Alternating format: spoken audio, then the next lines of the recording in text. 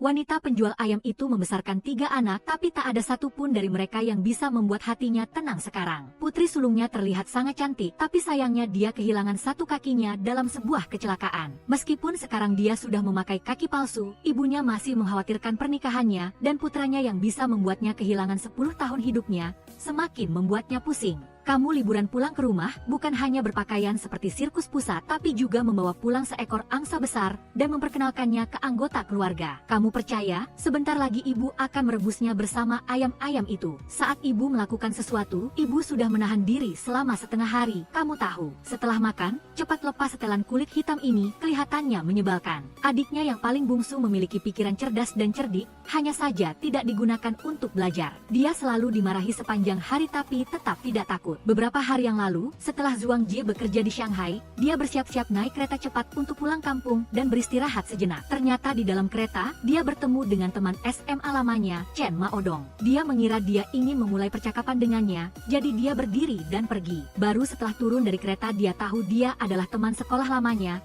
Dia masih bersikap dingin, bahkan menolak untuk memberinya tumpangan. Sejak bekerja di Shanghai, Zhuang Jie sangat jarang pulang ke rumah. Tahun itu, ibunya membawa dia dan adiknya menikah dengan Paman He, dan kemudian melahirkan adik perempuannya, He Yao Yao. Paman He memperlakukan kedua saudara itu seperti anak kandungnya sendiri. Ibunya adalah seorang istri yang terkenal pandai di kota. Tidak lama setelah menikah lagi, dia mulai menjual ayam bakar. Malam itu, ibu melihat putrinya di Shanghai, tiba-tiba muncul di toko. Dia terkejut. Kedua ibu dan anak itu berbincang-bincang dengan sangat gembira. Melihat putrinya baru saja kembali dari jauh, ibu langsung membereskan dagangannya lebih awal. Setelah pulang, Paman He menyiapkan satu meja besar hidangan. Di meja makan, ibu terus-menerus mengomel tentang pelajaran Yao Yao, membuatnya kesal. Saat itu, adik perempuan pulang dari sekolah dan melihat kakaknya, dia langsung bersemangat berlari dan memeluknya. Begitu dia duduk, dia langsung mengadu tentang ibunya kepada kakaknya dan memintanya untuk membawanya ke Shanghai. Kamu mau pergi ke Shanghai? Bahkan papan rekrutmen restoran orang lain saja, kamu belum bisa baca sampai selesai. Karena putrinya sudah pulang, dia tidak bisa membiarkannya menganggur terus. Ibu berencana meminta Zhuang Jie besok untuk mengantarkan barang-barang untuknya. Sekalipun dia sukses di luar, begitu pulang ke rumah,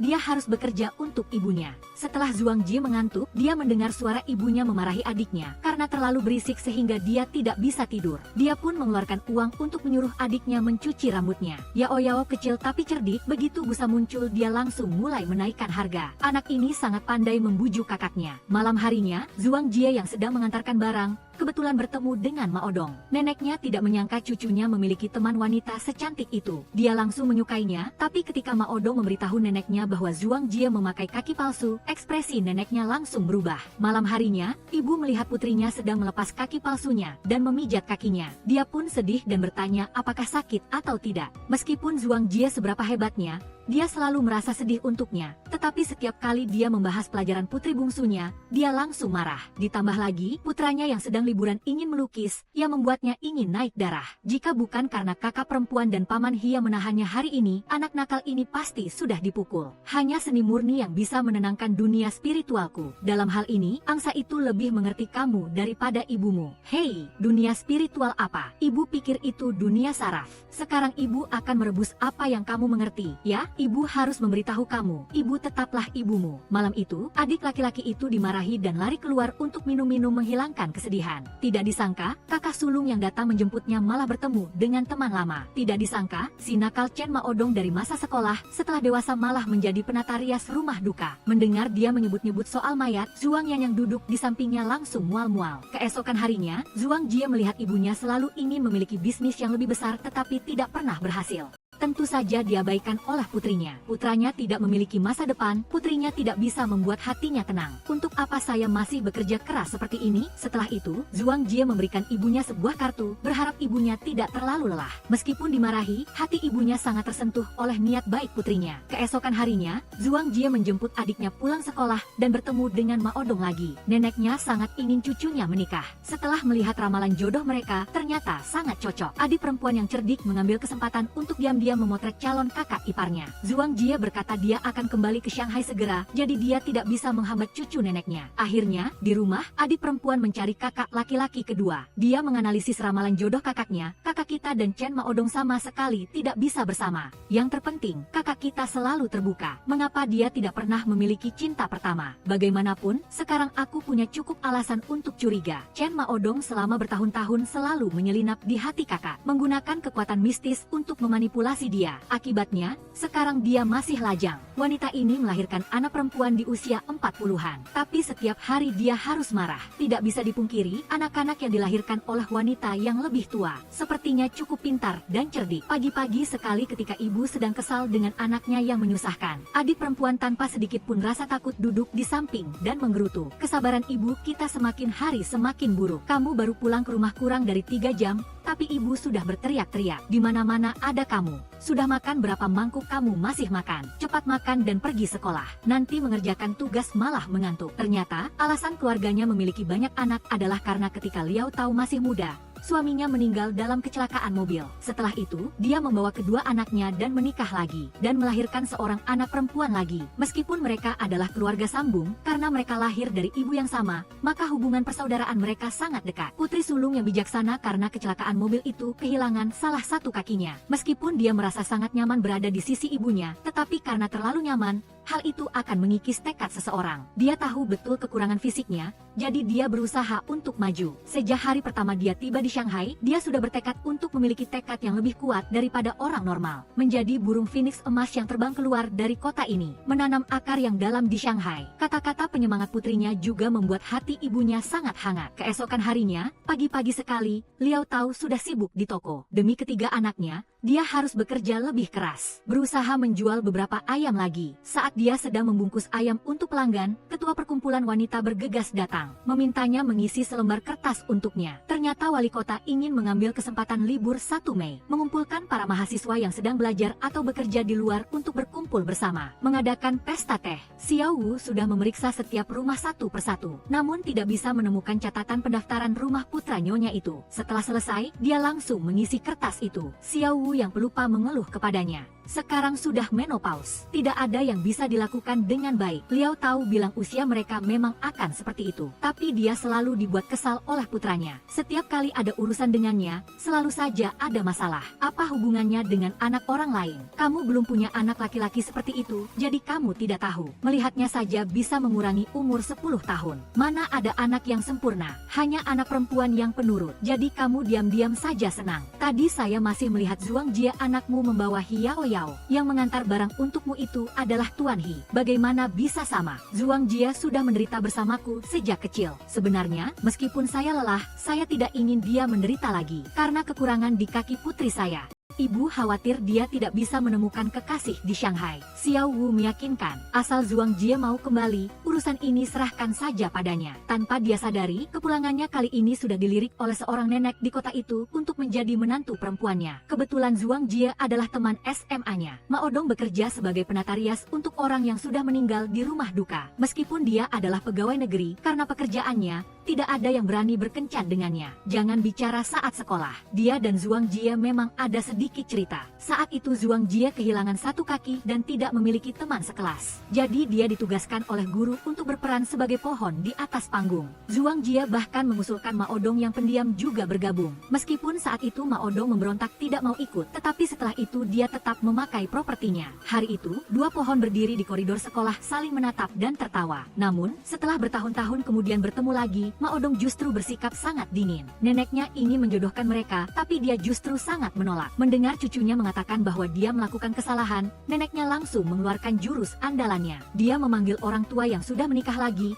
membawa anggota keluarganya datang ke sini. Selesaikan masalah pribadi cucumu, nenekmu ini sudah mengeluarkan jurus andalan. Maodong hanya bisa dengan enggan setuju, akan mempertimbangkannya dengan serius. Kamu tidak asing dengan mengejar wanita, bukan? Sejak dulu saya tidak punya bakat ini, semua wanita yang mengejar mengejar saya. Setiap kali dia didesak menikah oleh neneknya, dia selalu datang ke stasiun transit temannya untuk bersembunyi. Beberapa teman-temannya mendengar neneknya menjodohkan dia dan Zhuang Jia, mereka semua merasa dia tidak buruk. Meskipun saat sekolah dia kehilangan satu kaki, semua orang tidak berani berhubungan dengannya. Tapi kali ini dia kembali, dia tidak hanya terlihat cantik dan cemerlang, dia juga memakai kaki palsu, terlihat seperti orang normal tanpa kekurangan. Setiap kali topik ini dibahas, Ma Odong langsung menggerutu. Keesokan harinya, Zhuang Yan sedang melukis di tepi danau dan menyaksikan langsung sebuah kejadian terbang ke surga. Seorang anak berusia 17 tahun marah kepada orang tuanya, keluar untuk berenang, tenggelam dan meninggal. Melihat nyawa sebesar dirinya hilang begitu saja, Zhuang Yan langsung terkejut. Kakak perempuannya menerima telepon dan bergegas datang untuk menghibur adiknya. Semua orang bilang tidak ada yang bisa menolak Yo Yutong berambut panjang. Tapi cinta pertamanya dalam film malah mengabaikannya. Wanita cantik seperti ini sudah berinisiatif. Dia masih kaku, tidak ada sedikit pun getaran. Apakah karena kakinya yang cacat? Tapi saat sekolah dia suka membuat onar,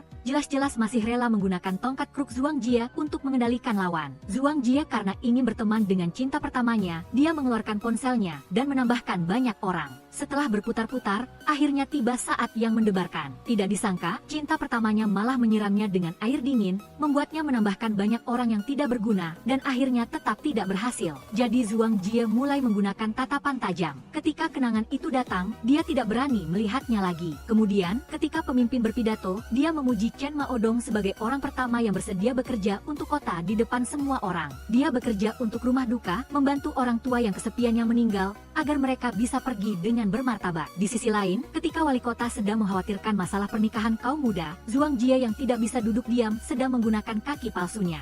Menendang kaki Ma Odong di bawah, satu tendangan yang kuat membuat keduanya kesakitan. Setelah konferensi, Zhuang Jia yang pincang mulai menelepon pemasok kaki palsu. Benda semahal itu baru dipakai setengah tahun, baru tersentuh sedikit sudah tidak bisa digunakan lagi. Dia menahan rasa sakit dan mencari kursi di pinggir jalan untuk duduk. Ketika dia sedang memijat sambungan kaki palsu itu, tidak disangka Ma Odong yang baru saja menolak memberinya tumpangan. Sekarang tiba-tiba muncul, dia hanya melihatnya secara alami memberikan tasnya kepada dia. Lalu Ma Odong berbalik seperti saat SMA, duduk dan menggendong Zhuang Jia. Pemandangan yang indah ini mengukir kembali momen tak terlupakan saat mereka masih sekolah. Saat itu dia berharap jalan ini bisa sedikit lebih panjang. Meskipun jalannya berbeda, tetaplah dia. Ketika garis waktu saling bersilangan, bisakah cinta saat itu tumbuh bersama? Keduanya berangkat, momen indah tadi. Tepat setelah itu, karena takut memeluk pinggang, dia langsung mengerem sepeda. Zhuang Jia sekarang berbicara banyak sampai Ma Odong curiga dia dan orang di SMA bukan orang yang sama. Setelah pengereman mendadak, Ma Odong tidak bisa menahannya lagi. Dia sangat marah sampai ingin melempar tasnya. Keduanya baru sampai rumah saat hari sudah gelap. Mengingat Zhuang Jia menendangnya sore tadi, Ma Odong berpikir Zhuang Jia sedang menggodanya. Baru saja normal sebentar, tidak disangka, setelah Zhuang Jia masuk, kedua adiknya sudah menguping di halaman. Kali ini, mereka semakin yakin dengan dugaan bahwa kakak perempuannya dicuci otak oleh cinta pertamanya.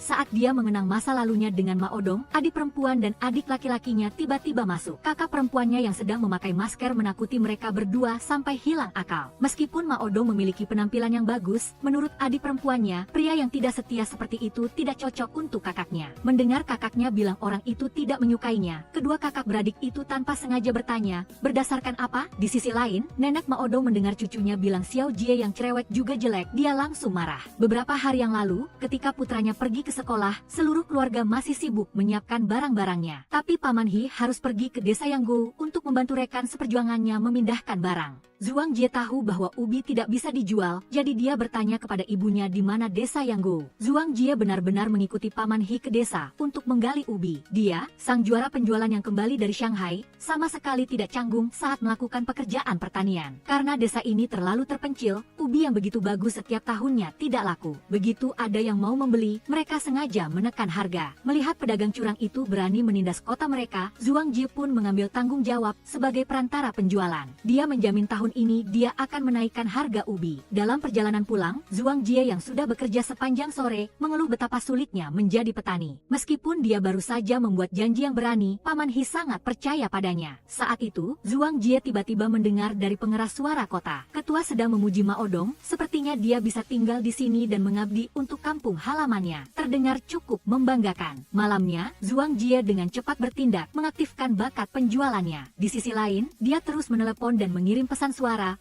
membuat keributan sehingga adiknya tidak bisa belajar. Anak nakal yang tidak pernah bersemangat mengerjakan tugas, mengadu kepada ibunya bahwa kakaknya terlalu berisik. Hasilnya, ibunya malah menyuruhnya belajar dari kakaknya. Tapi menurut adiknya, kakaknya melakukan itu untuk membuktikan dirinya kepada orang lain. Kalau si bungsu berkata begitu, ibu langsung teringat harus menggunakan cara kuno nenek untuk mencoba Zhuang Jia. Melihat kakaknya terlihat jijik, adik perempuan itu langsung berlari mendekat, memintanya untuk tidak menyanyiakan cinta ibunya. Rumah yang memiliki anak perempuan yang cerdik dan nakal seperti itu akan memiliki banyak kebahagiaan. Ibu mengambil sepotong mentimun dan menaruhnya di wajah Zhuang Jia. Di satu sisi mengeluh putrinya yang menanam bawang merah jadi rusak karena terkena sinar matahari. Sejak kecil sampai besar mengikuti ayah, kalau tidak naik gunung, ya turun ke sungai. Pulang-pulang sudah tidak ada lagi penampilan seperti anak perempuan. Adiknya mendengar itu langsung berkata, kalau rumah ini tidak ada ayah, dia sudah lama kabur dari rumah. Sepertinya, orang bilang anak perempuan adalah jaket katun terdekat bagi ayah. Memang benar.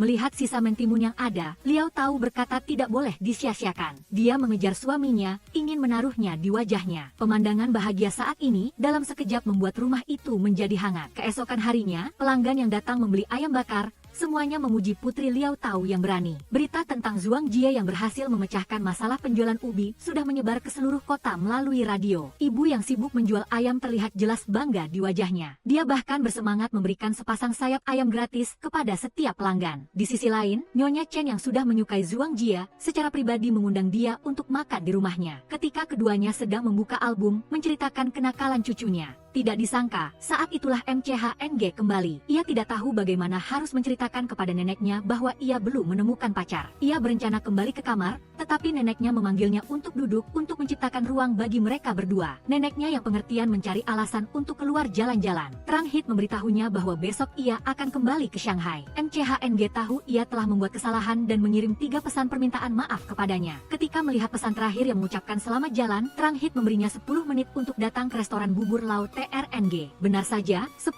menit kemudian ia benar-benar melihat niatnya. Sudah begitu lama, ini adalah pertama kalinya Trang Hit melihat MCHNG tersenyum. Karena alasan profesi, sikap dingin sudah menjadi kebiasaan baginya. Keesokan harinya, melihat kakak tertua akan pergi, sang adik menangis dan menahannya, tetapi ditarik oleh ibunya masuk ke kamar. Akhirnya, MCHNG tetap datang ke stasiun. Akibatnya, sebelum pergi Trang Hit menciumnya dengan paksa. Setiap kali cucunya menggoreng telur setengah matang, dipastikan ada hal buruk yang akan terjadi. Neneknya merasakan bahaya dan meletakkan sumpitnya. Melihat cucunya bertele-tele, neneknya langsung menebak. Menunggu konfirmasi dari tebakannya adalah pukulan mematikan. Cucu memutus pertemanan dengan Trang Hit, dan di masa depan tidak akan ada lagi kontak. Bukankah kalian berdua hanya sesaat terdorong oleh emosi saja? Neneknya tahu kemarin ia bahkan memeluk dan mencium Trang Hit dengan penuh gairah di kereta cepat. Sangat cepat, 2 video mereka menyebar di kantor. Ketika rekan-rekan kerja yang suka bergosip sedang memegang ponsel dan menonton bersama, MCHNG yang tidak tahu apa-apa baru saja kembali, dan semua orang langsung bubar. Ia pasti menduga akan merasa penasaran, tidak tahu ada berita mengejutkan apa di rumah duka. Di sisi lain, Trang Hit yang duduk di kereta masih merenung. Meskipun sekarang ia merasa sedikit malu saat memikirkannya, tetapi perasaan yang ia rasakan saat itu benar-benar tidak bisa ia kendalikan. Ia mengingat kembali hal baik yang baru saja terjadi, dan tidak bisa menahan diri untuk merasa senang. Setelah kembali ke Shanghai dan baru saja masuk rumah, sahabatnya dengan gembira berlari memeluknya untuk merayakan keberhasilannya melakukan hal besar. Sahabatnya bahkan sudah menyiapkan anggur. Semula ia mengira ia sedang memuji keberhasilannya menjual kuburan.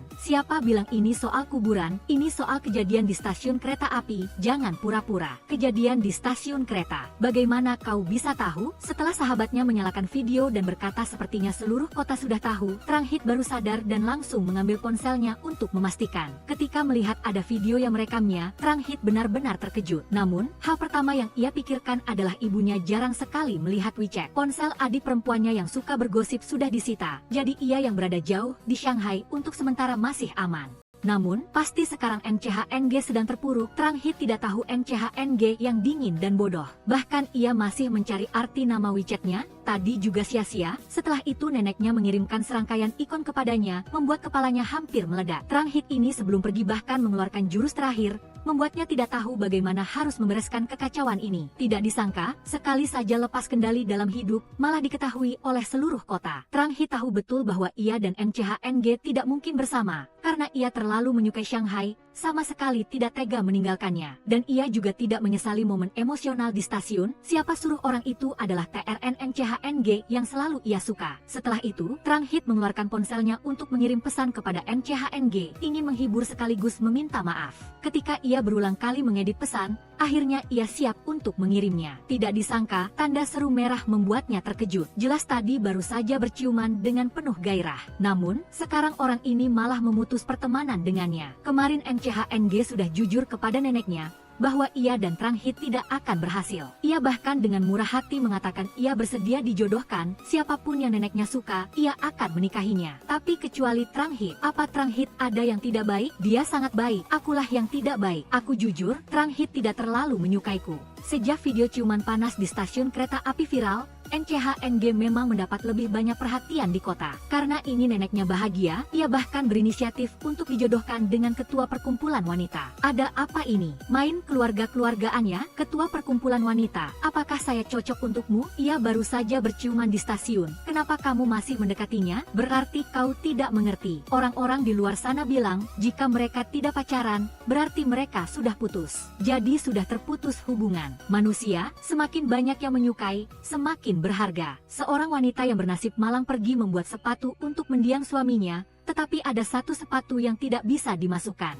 Mungkin karena ia tidak tega pergi, membuat istrinya yang selama ini menahan diri akhirnya meledak. Anak perempuan tertuanya yang selama bertahun-tahun tidak pernah memanggil Chuha ayah, juga menjadi penyesalan abadi di sisa hidupnya. Karena Chuha meninggal dalam kecelakaan dan wajahnya rusak, maka juru rias jenazah di rumah duka akan melakukan restorasi wajahnya. Lie Uo yang merasa gelisah berusaha bertahan dengan wajah kurus untuk menemani suaminya sebentar lagi. Melihat patung-patung wajah 3D di dinding, ia baru tahu bahwa itu digunakan untuk orang yang meninggal karena kecelakaan. NCHNG memberitahunya, setelah dipasang, masih harus dilakukan rias wajah dan perbaikan detail lagi. Dengan demikian, ketika keluarga berpamitan, wajahnya akan terlihat seperti wajah normal. Teknik ini jauh lebih maju dari 10 tahun yang lalu. Mantan suamiku meninggal karena kecelakaan, sakit yang sama tetapi neneknya harus menanggungnya 2 kali. Saat masih hidup, suaminya adalah orang yang sangat teliti, ia meminta staf untuk merawatnya dengan baik. Anak perempuan tertuanya yang kembali dari Shanghai setelah tidak tidur semalaman. Rekan-rekan seperjuangan dan teman-teman Chuha sudah selesai mendekorasi ruang duka. Melihat foto Chuha di dinding, mata Trang Hit memerah.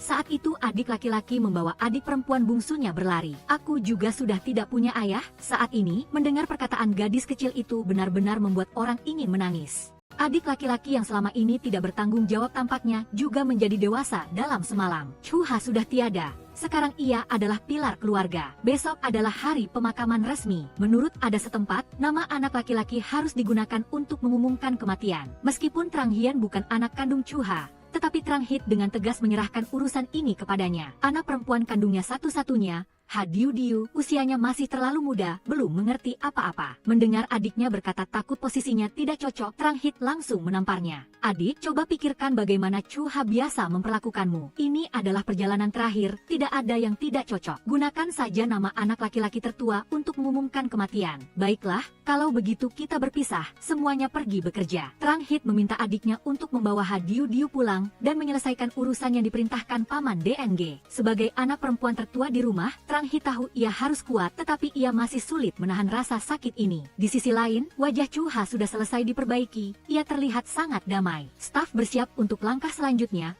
memotong kuku orang yang telah meninggal. Lie Uo berdiri di samping, menahan air matanya dan diam-diam menjaga. Potongan ini memotong ribuan kekhawatiran. Anda tenang saja, pergilah. Melihat mereka mempersiapkan suaminya dengan begitu hikmat, Lie Uo merasa sedikit lebih tenang. Setelah mengantar para pelayat, Trang Hit berbalik. Di depan matanya, hanya ada pemandangan kebahagiaan keluarga bersama. Sekarang, semua hal baik itu hanya tinggal kenangan. Saat kecil, ia mengalami kecelakaan dan melihat ayahnya meninggal dengan mata kepala sendiri. Ia 2 kali kehilangan ayah, hatinya sangat sakit. Di sisi Chuha, setelah selesai merias wajah, tibalah langkah terakhir, memakaikan sepatu. Lauha, saya pakaikan sepatu untukmu. Ya, ketika ia menahan air mata dan berhasil memakaikan satu sepatu, sepatu yang lain tidak bisa dimasukkan, tidak peduli bagaimana caranya. Tidak ingin suaminya di akhir, Saat pergi, karena tidak bisa memakai sepatu, ia pergi tanpa kehormatan. Hatinya sangat cemas, staf membantunya mengangkat kaki, tetapi tidak peduli seberapa keras ia berusaha, sepatu itu tetap tidak bisa masuk. Akhirnya, dengan bantuan staf,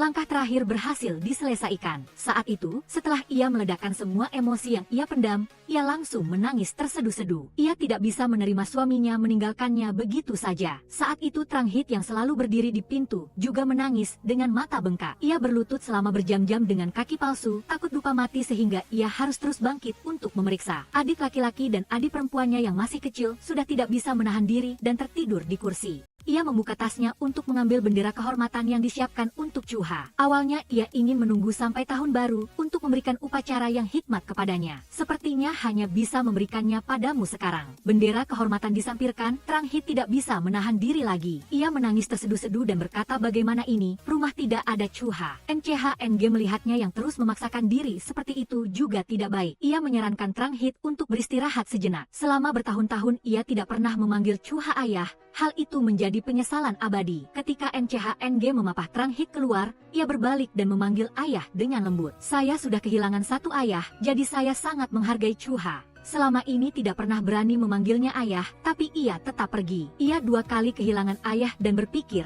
apakah aku tidak beruntung? NCHNG menenangkannya, terkadang orang baik tidak berumur panjang, itu karena Tuhan berpikir mereka terlalu lelah, jadi membiarkan mereka beristirahat lebih awal. Tapi kenapa harus aku? Liu Uo kembali ke rumah dan melihat rumah yang dingin, hatinya sangat sedih. Kepergian suaminya baginya bukanlah badai sesaat, tetapi kembali ke rumah yang kosong. Dan hari-hari tanpanya setelah ini, setiap kali memikirkannya akan membuat hidupnya basah. Setelah ia dan ketiga anaknya selesai mengurus pemakaman suaminya, ia menyuruh mereka untuk segera kembali ke sekolah. Akibatnya, anak perempuan bungsu tiba-tiba mengatakan ia tidak ingin sekolah lagi karena teman-temannya mengatakan wanita di keluarga kita adalah bintang yang menakdirkan suami. Jika kamu adalah anak perempuan kandung ibu, kamu harus lebih tegak saat sekolah. Harus tunjukkan kepada semua orang bagaimana keluarga bintang yang menakdirkan suami, kita akan bangkit tanpa pria. Anak laki-laki berkata, masih ada aku di rumah. Paling-paling aku akan berhenti sekolah dan bekerja untuk menghidupi keluarga. Ibunya memperingatkan Trang Hian, jika ia berani menyebutkan soal berhenti sekolah lagi, ia akan mematahkan kakinya. Sebelumnya, saat suaminya masih hidup,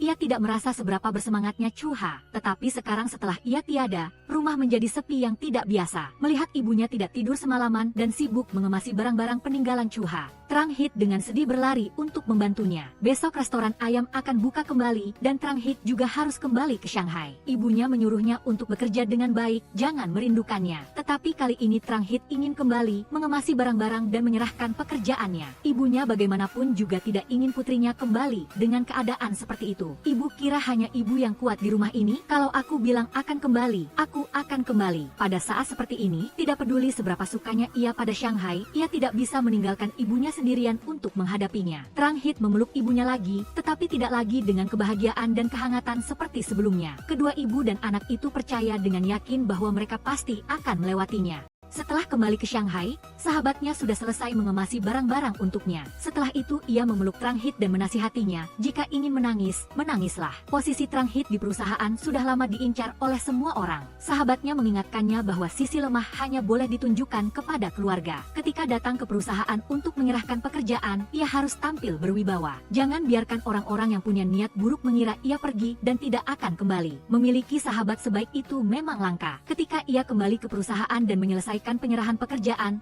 rekan kerja yang licik langsung menunjukkan wajah aslinya yang jelek. Kak Trang benar-benar pergi begitu saja? Ada urusan apa lagi? Kemarin aku sudah meminta kepada atasan, selama kakak tidak di sini, aku ingin duduk di tempat kakak. Kakak juga tahu kan, pendaftar baru sepertiku, bahkan tempat duduk tetap pun tidak ada. Tapi aku benar-benar tidak ada maksud lain kok, hanya ingin meminta sedikit petunjuk dari juara penjualan. Kalau atasan tidak ada masalah, saya juga tidak masalah. Trang Hit mengingatkannya bahwa duduk sementara boleh, tetapi jangan terlalu banyak menaruh barang pribadi. Jika tidak, saat ia kembali, akan repot membereskannya. Baru saja selesai menasihati rekan kerja yang licik, Trang Hit sudah menerima telepon dari ibunya. Ia mendengar berita bahwa adik perempuannya kabur dari rumah, mengingat kembali apa yang pernah dikatakan Hadiu Diu. Jika rumah ini tidak ada ayah, ia akan pergi ke Shanghai. Trang Hit sambil menenangkan ibunya agar tidak khawatir, ia juga harus berlari ke stasiun bus untuk mencari tahu. Tidak disangka, saat ia sedang buru-buru mencari taksi, NCHNG tiba-tiba menelepon. Tidak disangka menyangka gadis kecil ini benar-benar datang ke Shanghai. Kamu mau apa sih? Kamu cuma meninggalkan selembar kertas dan langsung pergi? Ibu sangat khawatir padamu. Kamu tahu tidak sih, kenapa kamu mengambil keputusan? Kenapa kamu berani sekali? Bukankah yang penting selamat? MCHNG mengingatkannya untuk segera memberitahu Liu Uo bahwa ia baik-baik saja. Kebetulan ia datang ke Shanghai untuk rapat dan bertemu Hadiu Diu di dalam mobil. Trang Hit berterima kasih padanya tetapi masih kesal dan ingin memukuli gadis kecil itu. MCHNG menyuruhnya untuk berbicara baik-baik dengan adiknya dan berencana untuk pergi. Trang Hit ingin menahannya untuk makan. Ia juga mengatakan bahwa hanya ada MCHNG di sini, ia baru bisa menahan diri untuk tidak memukul anak-anak. Tidak disangka alasan adik perempuannya kabur dari rumah. Ternyata ia merasa ayahnya masih di rumah dan ingin ia mengikutinya. Sangat sakit, tetapi adik perempuannya berpikir meskipun keduanya sama-sama kehilangan ayah pada usia 12 tahun. Namun, itu tidak bisa menggantikan perasaannya. Melihat adik perempuannya yang masih kecil sedang sedih, MCHNG lalu mematikan semua lampu di rumah dan menyalakan sebatang lilin. Dan ia membenarkan pemikiran gadis kecil yang tampak aneh itu. Ia juga mengatakan kepada Hadiu Diu bahwa ayahnya hanya mengubah cara untuk melindunginya. Malam harinya setelah menidurkan gadis kecil itu, ketika mengantar MCHNG pergi, Trang Hit bertanya soal ia memutus pertemanan dengannya. Mereka berdua berhasil berteman lagi. Trang Hit menyuruhnya untuk berhati-hati di jalan. Keesokan harinya, mengikuti saran MCHNG, Trang Hit mengajak adiknya bermain di Disneyland seharian. Setelah itu, kedua kakak beradik itu bermain sepuasnya dan kembali ke kota dengan gembira. Setelah keluar bermain, suasana hati gadis kecil itu benar-benar membaik. Mengetahui putrinya bermain-main di sekitar kota, ibunya mengatakan gadis kecil itu seperti orang gila. Menurut ibunya, perkataan itu benar-benar menyembunyikan kepala tapi memperlihatkan ekor. Trang Hit juga berpesan kepada ibunya agar tidak memarahi adiknya. Dia sudah tahu kesalahannya. Ketika membicarakan anak perempuan bungsunya, ibunya juga merasa sedih. Ia menghela napas. Hadiu Diu tidak sepakat Trang Hit saat masih kecil. Pada akhirnya, ia menyalahkan dirinya yang tidak memiliki kemampuan apapun. Tidak bisa memberikan kehidupan seperti putri kepada putrinya. Dalam sekejap, sudah 7 hari sejak Chu Ha meninggal. Ini adalah hari terakhir ia berpamitan kepada keluarganya. Setelah mengurus pemakaman suaminya, ia harus segera mencari uang. Membuka kembali toko ayam. Trang Hit kembali ke rumah untuk membantu. Memutuskan untuk mempromosikan toko. Ia tidak hanya mengundang pembuat video kuliner, tetapi juga mengirim kupon diskon kepada tetangga. Meskipun semua orang mengatakan wanita di keluarga mereka tidak beruntung, Trang Hit ingin memberitahu semua orang bahwa ayam di rumahnya tidak ada masalah. Malam harinya, Liu Uo yang sibuk seharian masih belajar cara berjualan online. Adik perempuan melihat toko orang lain pesanan dicetak oleh mesin. Sedangkan kakak tertuanya malah mengeluarkan uang untuk menyewa gadis kecil itu menulis tangan. Trang Hit memberitahu adiknya bahwa peralatan belum lengkap, jadi harus sedikit menderita. Melihat gadis kecil itu ingin mogok, Trang Hit menyuruhnya untuk segera mengatakan apa syaratnya. Hasilnya, ia mengetahui bahwa gadis kecil itu ingin mengelola akun media sosial toko. Ibunya langsung menghentikan. Kakak, lihat, ibu kita sedikit-sedikit sudah menyerangku. Kalau begini, aku pasti akan tumbuh tanpa bisa melakukan apa-apa. Kali ini Trang Hit benar-benar berpihak pada adiknya. Melihat kakaknya mendukungnya, Hadiu Diu sangat senang. Keesokan paginya, MCHNG yang melihat rumahnya sudah makan ayam selama beberapa hari berturut-turut menggerutu kepada neneknya. Neneknya mengatakan ia ingin membantu bisnis keluarga Trang Hit, ingin menggunakan seluruh kekuatannya untuk membantu mereka melewati masa sulit. Keluarga Trang Hit mengalami masalah sebesar itu, tetapi cucunya sama sekali tidak peduli. Trang Hit orangnya sangat berbakat. Siapa yang menikahinya bukannya mendapat keberuntungan? Sayangnya, cucunya tidak mau mengerti. Sejak Trang Hit kembali dan membuat rencana, bisnis toko semakin maju. Pelanggan yang datang membeli ayam semuanya memuji Liu Uo karena memiliki anak perempuan yang hebat. Ibunya melihat putrinya berlarian kemana-mana selama beberapa hari terakhir dan khawatir kakinya tidak kuat. Ia menyarankan untuk menyewa kurir, tetapi Trang Hit melarangnya. Setelah itu, ketika ibu dan anak itu berbicara dan menyebutkan sahabat Trang Hit, ibunya tiba-tiba teringat apa yang dikatakan orang-orang. Ada seorang gadis modis mencium MCHNG di stasiun. Ia tidak tahu bahwa tokoh utama dari rumor ini adalah putri kesayangannya sendiri. Ibunya melihat MCHNG sebagai anak yang dewasa dan patuh. Ia yakin gadis itu tidak tahu malu.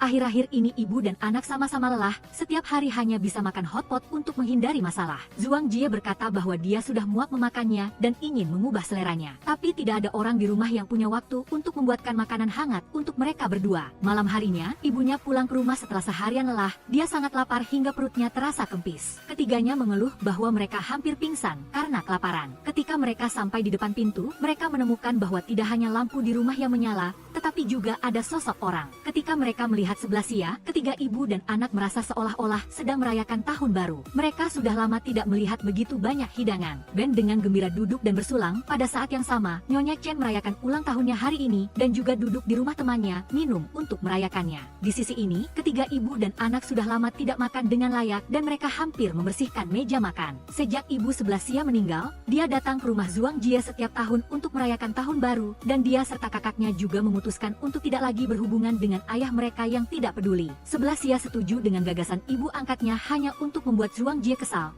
tetapi dia tidak pandai memilih pria. Setiap kali dia pulang dari kencan buta, dia berpikir untuk menikah, tetapi ibu angkatnya melarangnya ketika mendengarnya. Di tengah malam, Zhuang Jie tiba-tiba menerima telepon untuk pesanan, meskipun toko sudah tutup, tetapi ketika dia tahu itu nenek dari Chen Maidong, Zhuang Jie secara pribadi mengantarkan makanan. Ternyata teman baiknya ingin menggunakan alasan memesan untuk meminta Zhuang Jie mengantar Nyonya Chen yang mabuk pulang. Dalam perjalanan pulang, Zhuang Jie mengetahui bahwa hari ini juga ulang tahun Maidong, jadi dia memeluk kue yang dikemas oleh neneknya dan pergi ke rumah duka untuk mencarinya. Sesampainya di rumah duka, dia melihat Maidong mencoba melerai perkelahian tetapi malah dipijat. Zhuang Jie dengan marah segera melawan dan bertanya apakah masih ada hukum. Di saat-saat penting, untungnya Maidong bertindak tepat waktu. Setelah pertengkaran, Zhuang Jie mengeluarkan kue dan mengucapkan selamat ulang tahun. Dia terus berkata dia tidak akan memakannya, tetapi mulutnya cukup patuh. Sebelum pergi, Zhuang Jie bertanya hadiah apa yang diinginkan Maidong untuk ulang tahunnya yang ke-30. Maidong tidak bisa pergi, jadi dia memintanya untuk membelikan beberapa pakaian. Liao Tao selalu khawatir tentang pernikahan putrinya, dan ketika dia melihat seorang pria datang mencarinya,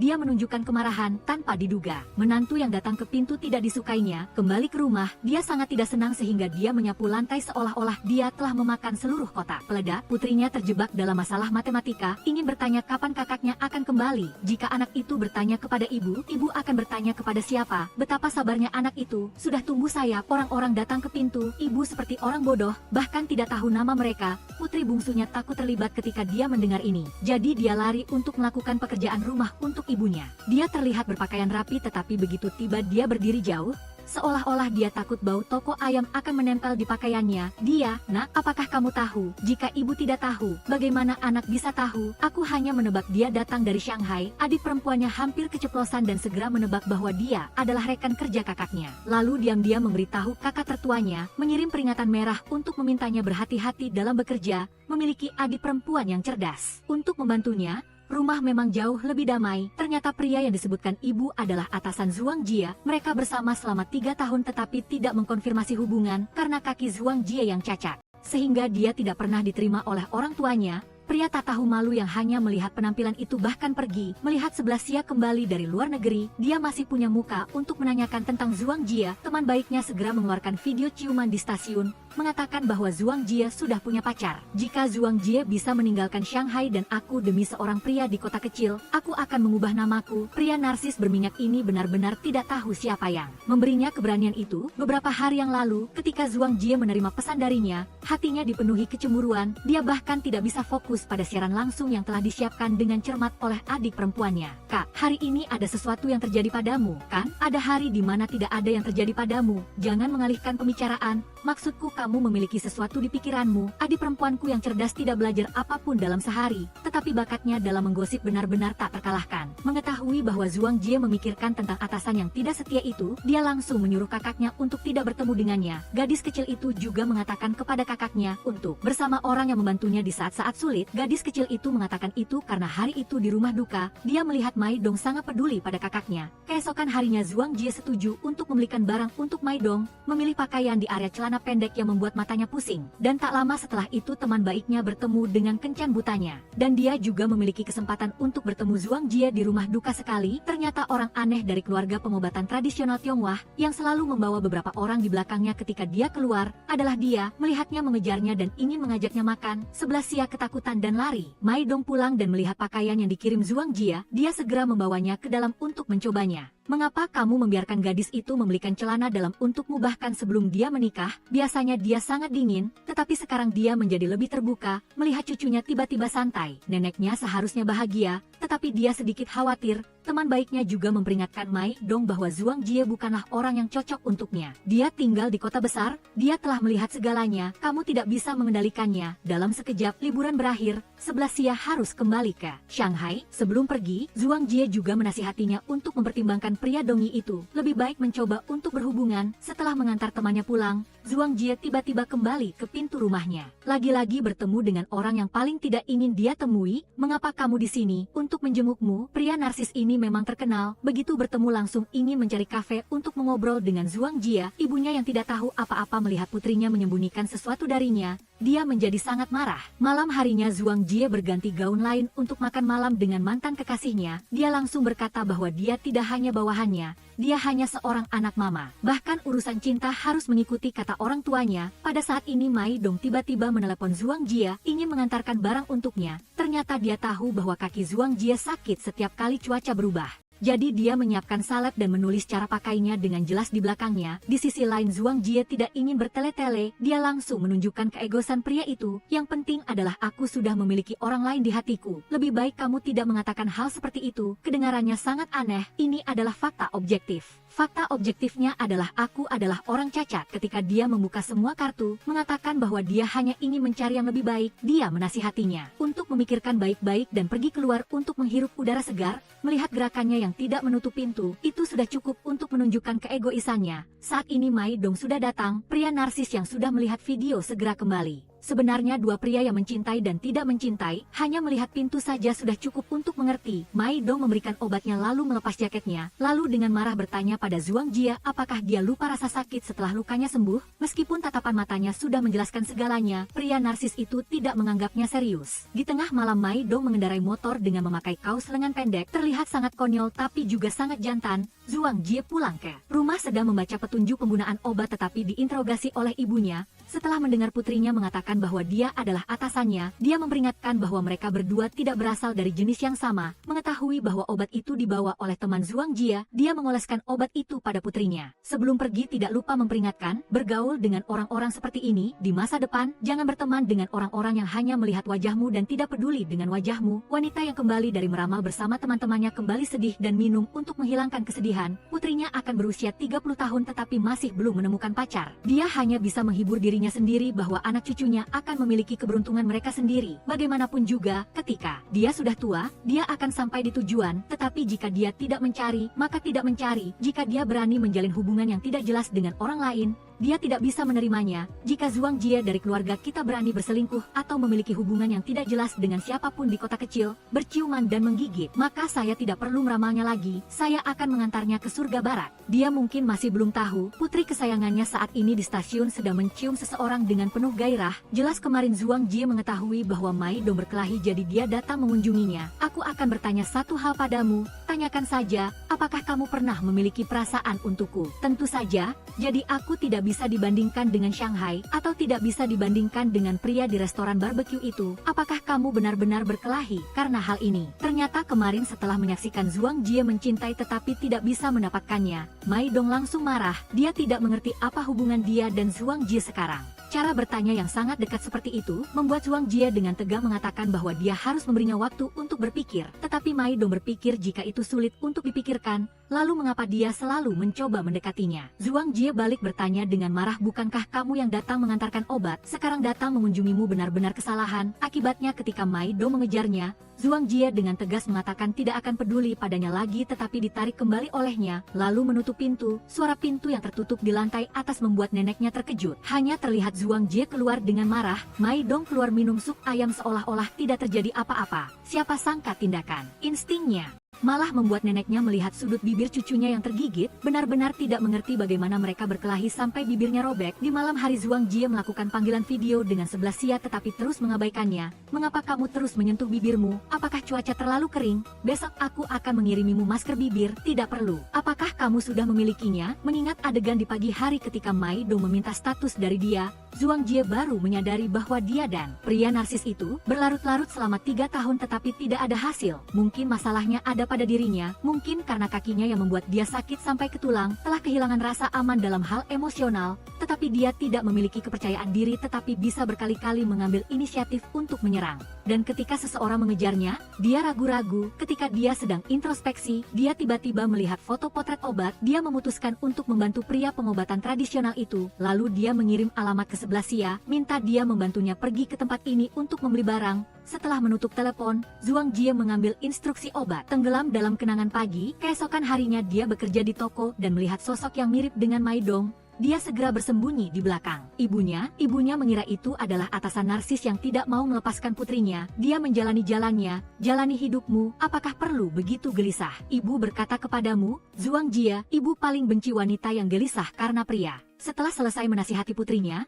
ibunya langsung mengubah wajahnya ketika melihat seorang pelanggan datang. Ternyata orang ini adalah rekan kerja Mai Dong. Di pagi hari dia datang karena ingin melihat Zhuang Jie, jadi dia memintanya untuk membeli ayam. Keesokan harinya ketika mengantar atasan narsis itu pergi, Zhuang Jie masih memilih untuk memakai gaun. Mungkin karena menghadapi mantan kekasih yang tidak bisa dia miliki, dia masih ingin terlihat paling berwibawa. Zhuang Jie menolak pelukan perpisahan, tetapi adegan dia membantunya membawa koper, membuat Mai Dong sangat cemburu. Melihat pria itu tidak menyerah, masih mencoba memanfaatkan kesempatan terakhir, Mai Dong dengan keren maju dan menarik Zhuang Jie keluar dari mobil. Saat ini dia sangat marah, tidak peduli bahwa Zhuang Jie memakai kaki palsu sudah berjalan cepat ke depan. Kamu suka seperti itu, kan? Bagaimana? Menikmati berlarut-larut dengan pria di depan orang lain, menunggu orang lain mengambil foto untukmu, kan? Chen Mai Dong, kamu kenapa lagi? Tidak lebih baik darimu. Kemudian Mai Dong mengepung Zhuang Jie, lalu maju dan menciumnya secara paksa. Ciuman itu bercampur dengan sedikit cemburu dan posesif, membuat Zhuang Jie bingung tidak tahu harus berbuat apa. Tidak disangka saat itu dia main-main sekali, akibatnya malah dicium paksa 2 kali. Tidak bisa kabur, dia pun berjinjit dan memeluknya. Sepertinya mereka berdua benar-benar tidak takut untuk kembali menjadi trending di kota. Di saat-saat seperti ini, semuanya ditinggalkan di belakang. Akibatnya setelah mereka berciuman, dalam perjalanan pulang ke rumah, tanpa sadar merasa canggung, di sisi ini sebelah Xia datang untuk membeli obat. Dia menemukan bahwa pemiliknya adalah pria yang dia kencan buta sebelumnya. Dia juga tidak tahu bahwa Zhuang Jie sedang berusaha menjodohkan mereka. Apakah mereka berdua akan memiliki perkembangan? Di sisi ini Mai Dong baru saja selesai mencium. Tidak hanya secara pribadi pergi ke dapur tetapi juga lebih perhatian. Tetapi Zhuang Jie ingin mengingatkannya bahwa ciuman dan pelukan orang dewasa, jangan terlalu menganggapnya serius. Aku menyukaimu, aku serius, tapi aku lebih suka Shanghai. Ini adalah kenyataan antara kita berdua. Malam harinya Zhuang Jie pulang ke rumah melihat ibunya sedang mabuk. Dia bertanya kepada adik perempuannya apa yang terjadi. Mengetahui bahwa ibunya baru saja menangis terseduh-seduh, dia juga menggoda adik perempuannya bahwa masa menopause sepertinya lebih lama daripada masa pubertas. Jangan mengejek wanita paruh baya ini lagi. Cepat atau lambat kalian berdua akan mengalami hari ini juga. Keesokan harinya dia mengetahui bahwa Mai Dong telah membantunya mendapatkan kerjasama. Zhuang Jie lalu datang untuk berterima kasih padanya,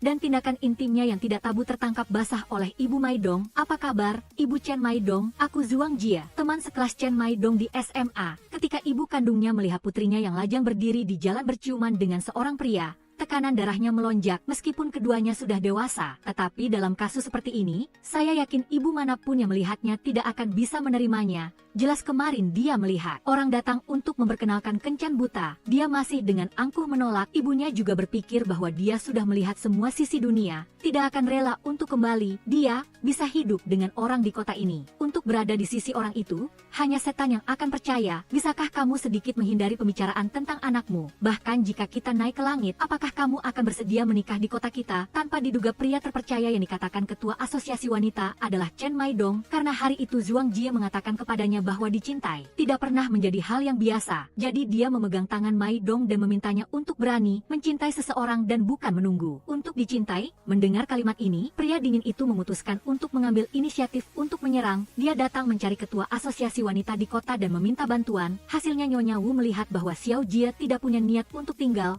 jadi dia tidak melanjutkan berbicara.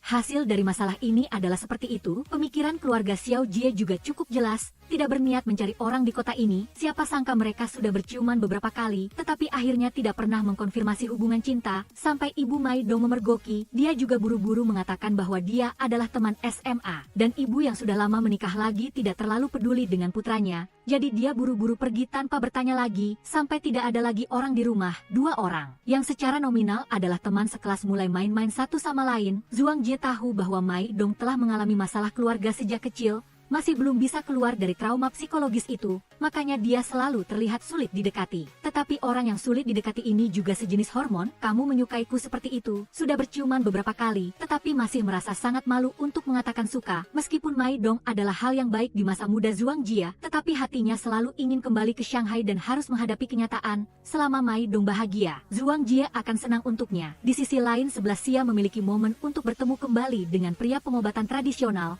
Sebagai pemilik toko, dia sendiri yang mengantarkan obat hanya untuk bertemu dengan si cantik sekali. Awalnya dia ingin memberikan secara gratis, tetapi melihat dia terus menuntut untuk membayar, dia pun mengeluarkan kode QR temannya ketika sebelah Xia sedang mencatat. Saat itu atasan narsis yang bertemu Zhuang Jie di kota kecil datang untuk menguping. Melihat dia ingin mengundang dirinya, pria pengobatan tradisional itu langsung berubah menjadi perisai. "Halo, saya Cui Ge," kencan buta Wang sebelah Xia. Siapa sangka atasan narsis itu baru saja muncul, sudah menciptakan kesempatan bagi Cui Ge untuk mendapatkan keuntungan. Dia dengan bodohnya melihat si cantik terus makan brokoli, dia langsung mengambil miliknya untuk diberikan kepadanya. "Saya belum menyentuhnya. Sangat bersih, saya tidak suka makan sayuran. Kalau begitu kamu makan saja. Saya lapar jadi saya memakannya terlebih dahulu." Cara seperti ini benar-benar tidak seperti sudah pernah menikah sama sekali. Mantan istrinya sudah meninggal 4 tahun lalu. Sebelah Xia adalah gadis pertama yang membuat hatinya berdebar. Tetapi sebelah Xia menjelaskan bahwa mereka berdua tidak berada di jalur yang sama. Melihat emosinya bergelombang, Cui Ge memintanya untuk mendekat sedikit. "Ini pendapat pribadi saya. Lain kali ketika kamu merasa emosi, cubit titik Bai Hui ini, cubit saja seperti ini." Perilaku aneh ini membuat sebelah Xia sulit untuk mengerti. Pria yang tulus dan tahu cara memeriksa penyakit ini, sejujurnya cukup menarik juga. Di sisi lain, Zhuang Jie mengantarkan barang ke Nyonya Lin dan secara tidak sengaja menemukan bahwa dia memiliki tumor. Setelah kembali dia terus merasa tidak nyaman di hatinya. Oleh karena itu dia memutuskan untuk menemui NCHNG untuk berbicara, tetapi baru saja mengetik setengah pesan, adik perempuannya sudah masuk dan membuat kekacauan. Ibunya juga mendesaknya untuk segera bangun. Disiksa oleh 2 orang ini membuat Trang Hit lupa di mana dia tadi berbicara. Melihat NCHNG tidak membalas pesannya, dia memutuskan untuk pergi ke rumahnya. Hasilnya dia bertemu dengan seorang gadis yang ingin menjadi menantu perempuan nenek TRN. Mengetahui ini adalah kompensasi yang diberikan ketua perempuan kepada NCHNG, Trang Hit baru menyadari bahwa ternyata orang yang DO katakan hari itu adalah dia. Ketika Trang Hit datang untuk bertanya mengapa NCHNG tidak membalas pesan, dia malah menasihatinya untuk tidak bertele-tele lagi. "Saya adalah orang yang memiliki aturan di kota ini.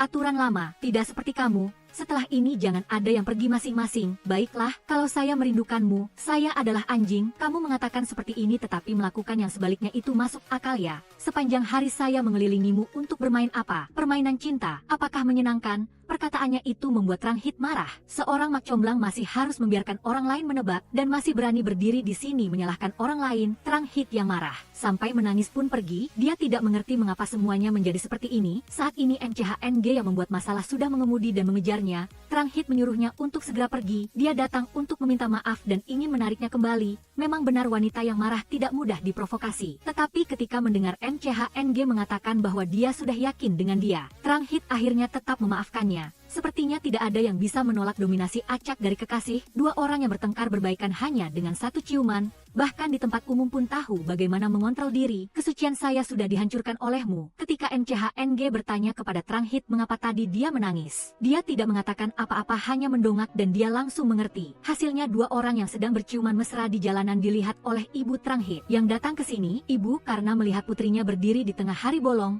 berciuman dengan laki-laki sampai marah dan harus masuk rumah sakit. Meskipun pribadi NCHNG tidak buruk, tetapi untuk mencari menantu perempuan dia merasa masih harus melihat latar belakang keluarga orang tersebut. "Sekarang saya ingat, ketika neneknya memegang sabit dan menyerbu rumah orang, hati saya masih gemetar. Coba katakan nanti kalau ada sesuatu yang tidak sesuai, bukankah dia akan datang lagi untuk menyerang saya dan anak-anak saya? Apalagi keluarga kami sudah cukup bermasalah. Coba katakan tentang TRN NCHNG ini." Dia juga tidak punya keluarga yang lengkap. Apakah mereka berdua akan baik-baik saja jika bersama? Anak Trang-hit ini selalu bilang ingin kembali ke Shanghai. Coba lihat di siang hari bolong dia melakukan hal itu. Ibu setiap kali memikirkan putrinya melakukan hal ini di bawah hidungnya merasa sangat marah sampai sulit bernapas. Teman baiknya menyarankan agar dia bersikap tidak peduli saja. Apalagi orang itu juga tulus kepada Tyu-hit. Sebenarnya saya melihat dia pintar, mentalnya di atas orang lain. Setidaknya harus mencari yang sedikit lebih sehat. Coba lihat siapa yang dia cari. Meskipun semua tetangga merasa MCHNG tidak buruk, tetapi dia sejak kecil sudah suka memikul beban dan karakternya sangat pendiam. Dulu punya pacar yang pacaran 6-7 tahun. Sampai saat membicarakan pernikahan tiba-tiba putus. Setiap kali menyebut ini ibu Trang-hit semakin marah. Sejak tahu putrinya pacaran dengan MCHNG, sampai saat menjual ayam ibu juga merasa cemas. Suatu hari ada seorang gadis datang ke toko ingin membeli 2 kotak kado untuk orang lain. Ketika ibu Trang-hit buru-buru mengemasnya, dia mendengar tetangga berbicara dengan gadis itu. Baru tahu dia adalah mantan pacar MCHNG. Melihat anak gadis orang lain sudah datang ke pintu, ibu Trang-hit semakin gila. Mendengar tetangga menceritakan kisah gadis itu dengan MCHNG, ibu Trang-hit kesal dan menutup jendela bersiap untuk menutup toko. Di sisi lain pasangan ini sudah mengkonfirmasi hubungan mereka. Setiap kali ada waktu luang mereka selalu berdekatan. Trang-hit tidak sengaja menemukan MCHNG masih menyimpan barang-barang mantan pacarnya, lalu menggodanya kalau dia juga masih merindukan mantannya. Kamu cemburu ya? Saya tidak cemburu, kamu melakukan sesuatu untuk saya sangat berterima kasih. Lagi pula, sudah sebesar ini, kamu bahkan tidak percaya kalau dia punya mantan pacar. Jangan bertele-tele, kalau kamu terlalu santai kita bisa melakukan hal lain. Trang-hit tahu bahwa waktu pacaran mereka sangat terbatas, jadi dia tidak cemburu dengan hal yang tidak masuk akal kepada MCHNG. Tahun depan Trang-hit akan kembali ke Shanghai. Tidak peduli bagaimana masa depan mereka berdua, setidaknya saat bersama jangan saling membohongi. Sampai di sini Trang-hit teringat cerita nenek Lam yang sakit. Dia memutuskan untuk memberitahu MCHNG. Keesokan harinya ibu Trang-hit tidak bisa menahannya lagi. Dia mengajak putrinya ke kafe. Gadis bodoh itu tidak tahu apa-apa melihat nenek Lu bergaya seperti itu. Tentu saja harus mengambil beberapa foto. Hasilnya ketika dia mengangkat ponsel untuk berfoto dengan ibunya, dia langsung berwajah masam tidak mau melihat ke kamera. Ada masalah besar apa sampai harus memilih tempat seperti ini, Bu? Ibu, apa yang saya lakukan sampai ibu merasa lucu ya? Mengapa ibu begitu sensitif? Saya tidak melakukan apa-apa kepada ibu. Apa hubunganmu dengan TRNNCHNG? Pacaran, Bu? Trang-hit memberitahu ibunya bahwa mereka sudah berbicara dengan jelas saat bersama. Menikmati cinta juga tidak akan menunda urusan. Tahun depan dia kembali ke Shanghai. Ibu bertanya dengan kesal apakah begitu dia bisa berdiri di siang hari bolong. Suka berciuman lalu setelah itu berbalik pergi begitu saja. Keluarga kita adalah orang kota yang memiliki aturan yang baik. Selama kamu masih di sini 1 hari kamu harus menjaga aturan untuk ibu. Jangan melakukan hal yang memalukan seperti itu agar orang tidak membicarakan Chuha dan ibu di belakang kita. Ibu terlalu berlebihan. Kata-kata makian ibu masih menahan diri loh. Selagi kamu masih cepat putus dengan dia. Tidak bisa, Bu. Ibu sangat marah. Sebenarnya dia tidak ingin putrinya menderita kerugian. Dengan gaya hidupnya sekarang aneh kalau tidak ditipu. Melihat putrinya yakin MCHNG bukan orang seperti itu, ibu langsung bertanya kepada Trang-hit apakah dia tahu mantan pacarnya sudah kembali. Trang-hit yang tadi masih keras kepala dengan ibunya, sekarang setelah mendengarnya langsung ingin pergi mencari MCHNG untuk bertanya dengan jelas. Tetapi dia terus menelepon tetapi tidak ada yang mengangkat. Setelah itu Trang-hit berlari ke rumahnya dan tahu bahwa MCHNG sudah pergi sejak kemarin. Neneknya juga menceritakan tentang mantan pacarnya yang kembali. Menurutnya TNG itu adalah anak yang suka merusak cinta. Kalau bukan karena dia cucunya juga tidak akan begitu terobsesi. Sekarang sudah hidup nyaman masih ada muka kembali ke sini. Nenek bilang dia tidak baik hati dan mudah luluh seperti cucu bodohnya. Setiap kali dia datang menjatuhkan beberapa tetes air mata dia akan murung selama beberapa hari. Nenek ini benar-benar tidak menganggap Tyu-hit sebagai orang luar. Semua hal diceritakan kepadanya. Sebelum pergi dia juga menasihati Tyu-hit jangan terlalu memikirkannya. Karena tidak bisa menghubungi pacarnya membuat Trang-hit sedikit cemas.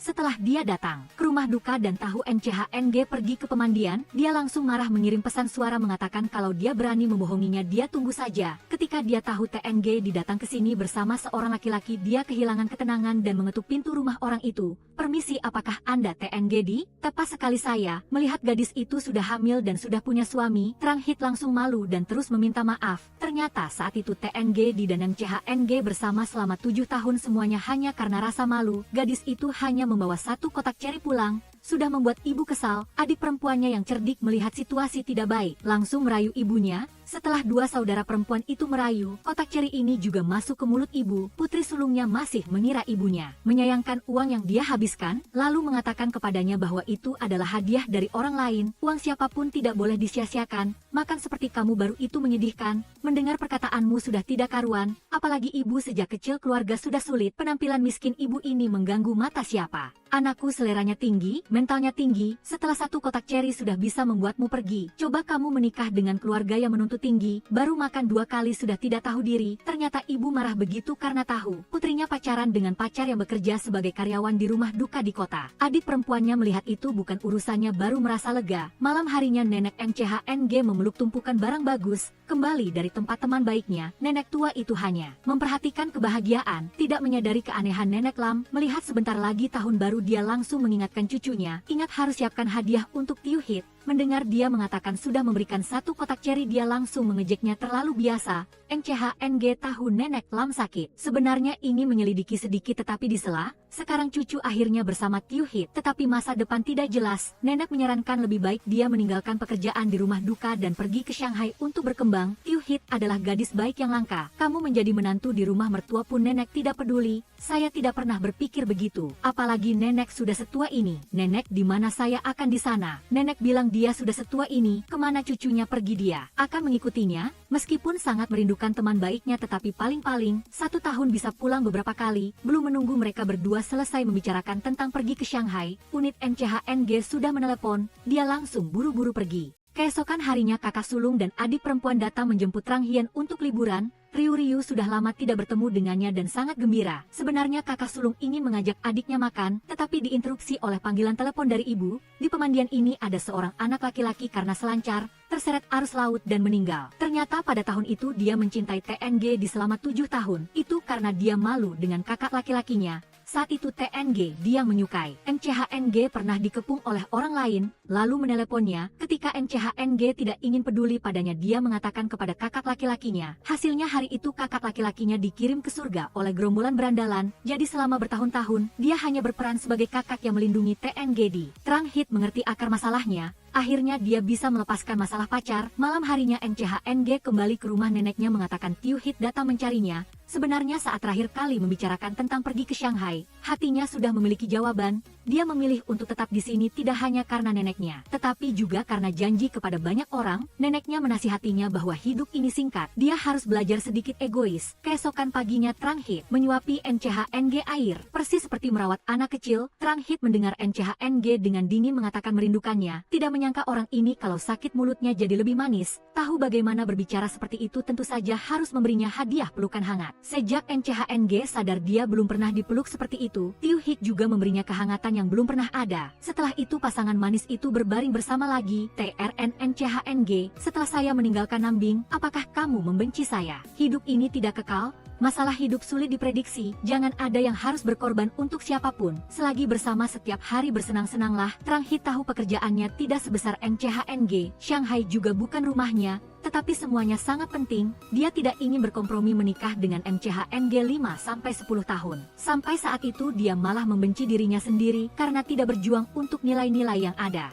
Pada akhirnya MCHNG juga tahu Trang Hit tidak bisa melepaskan Shanghai, dan mereka hanya bisa menghargai saat ini. Anak perempuan yang dibesarkan dengan susah payah olehnya, sekarang malah bertekad menentangnya karena pacarnya dimarahi oleh ibu. Apakah hubungan yang tidak direstui ini bisa berlanjut atau tidak? Ibu selesai marah lalu masuk ke kamar. Adik perempuan yang mengerti langsung berlari menghibur kakaknya. Usianya masih kecil tetapi bakat membaca raut wajah orang lain sangat luar biasa. Beberapa hari yang lalu dia melihat suasana hati ibu tidak baik, jadi baru pagi-pagi dia sudah rajin melakukan pekerjaan rumah untuk menghindari dimarahi. Siapa sangka kakaknya punya pacar saja. Hasilnya adik laki-laki dan adik perempuan semuanya harus menanggung akibatnya. Adik perempuan yang cerdas karena menguping panggilan telepon ibu, menebak bahwa mungkin kakak mereka melakukan sesuatu yang tidak dipikirkan. Tertangkap basah oleh ibu, baru saja mengatakan ini ibu sudah kembali melempar 100 yuan kedua bersaudara itu, menyuruh putranya mengurus makan 2 hari ini. Suatu hari nenek TRN memeluk satu panci sup ayam. Sebenarnya ingin memberitahu teman baiknya tentang rencananya untuk pindah ke Shanghai. Hasilnya sampai di halaman dia menemukan sekelilingnya penuh sesak dengan orang. Ketika dia masuk ke pintu, dia melihat ketua perempuan sedang memimpin orang untuk membersihkan barang-barang. Dia mempertanyakan apakah mereka ingin menyita rumah atau tidak. Mengetahui bahwa teman baiknya sudah dibawa pergi oleh ambulans, dia langsung sangat terkejut. Di dalam kepala Nenek Lam ada tumor.